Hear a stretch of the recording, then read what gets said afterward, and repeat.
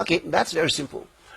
What are the implications for a couple who are not wedded in church but have fully concluded their traditional rites? There are two things here. Firstly, if that happened before you came to church, then that's not a problem, because nobody knows about that anyway. You came as husband and wife to the church, whether you got married when you were Muslims or you got married when you were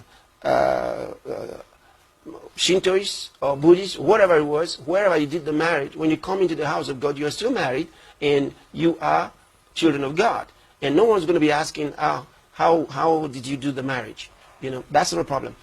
So, however, if you've come like that, then the church does accommodate you without asking details of how you got married. We don't do that.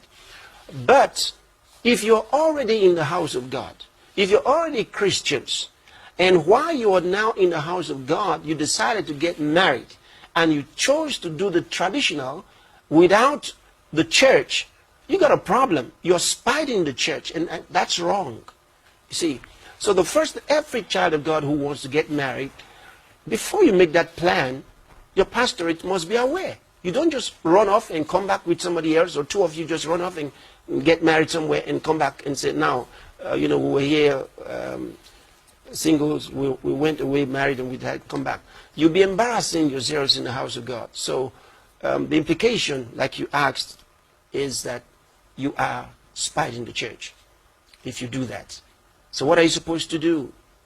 First is the church before your tradition.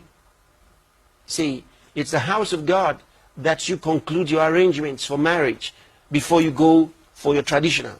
So don't go to the traditional and come from there to tell us we are now traditionally married and want the church to give us a blessing.